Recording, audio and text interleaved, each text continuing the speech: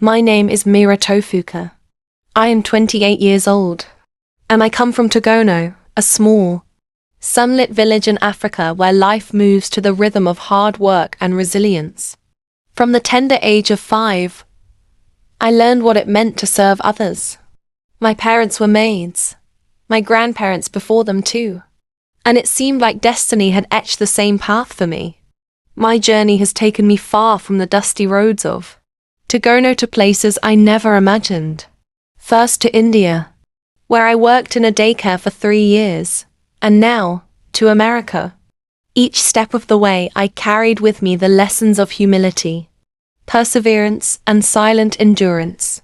It was my former employer in India, Mrs. Gupta, who sent me here. She had a friend in the United States, Mrs. Teddy McPherson, who needed help managing her household. I didn't question the arrangement. I never did. My role was clear: to serve, to keep the house immaculate, and to stay in the background.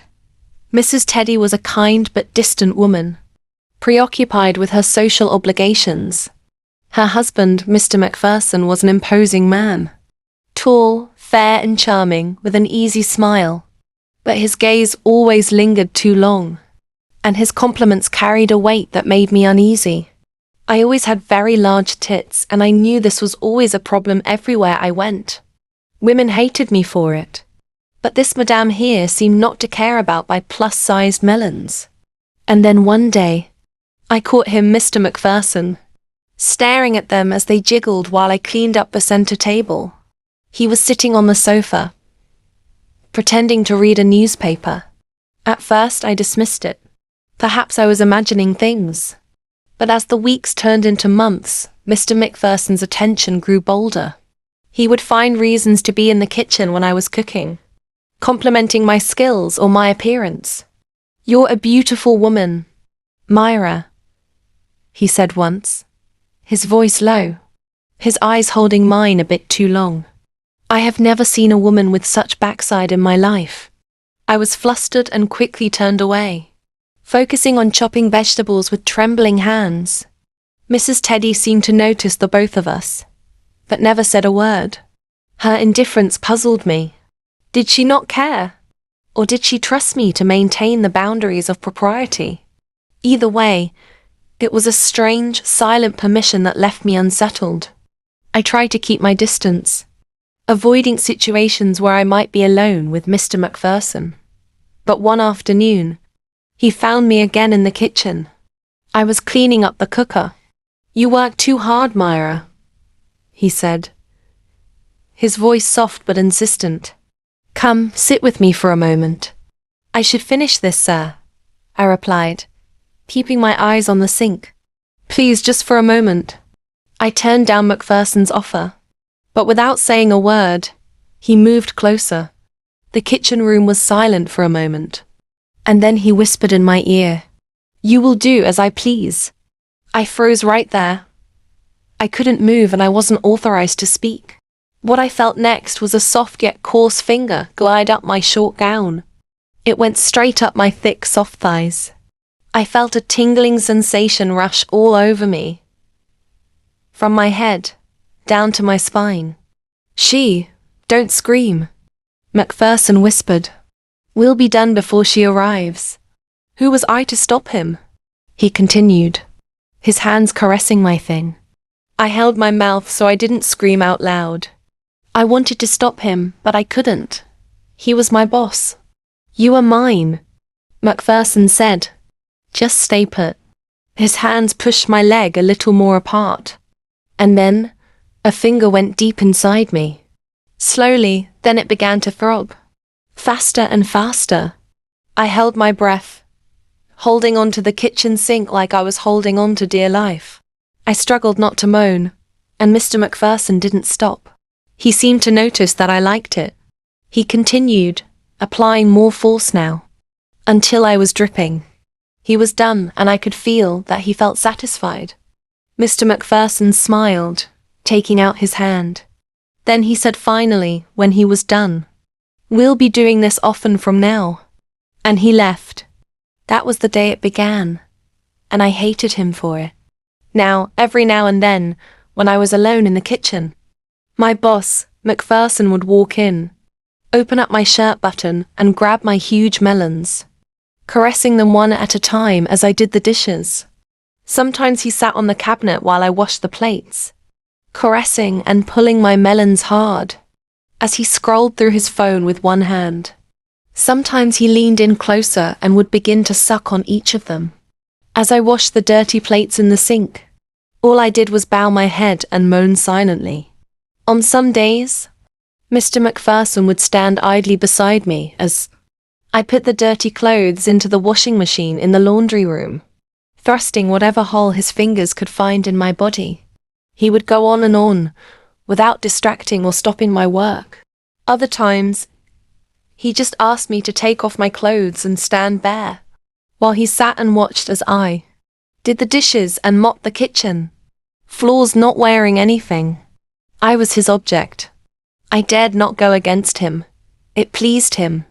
But somewhere deep down, I knew it was wrong. I was afraid, what if one day Mrs. Teddy walked in on us? But I couldn't question Mr. Macpherson. I was but a maid. This secret affair continued between the both of us for 2 months. But Macpherson wanted more. He never really had enough. I knew it was because we hadn't actually done it yet. My boss had not gotten to the full extent of his crazy fantasies he had about me. I kept resisting, disappearing from situations that left me alone with just him in the bedroom. But one evening, when Mrs. Teddy was away at a conference, my resolve was tested. Mr. Macpherson found me folding laundry in the sitting room. "You work too much," he said again. "Come, sit with me for a while." I ignored at first, but I know his words were a command. So I reluctantly sat on the edge of the sofa. Macpherson moved closer. His presence was overwhelming.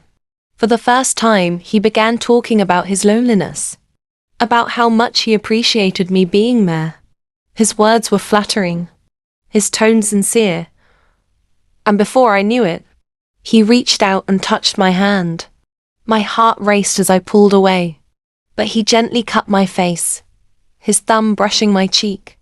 That night, under the soft glow of the living room lamp, something shifted.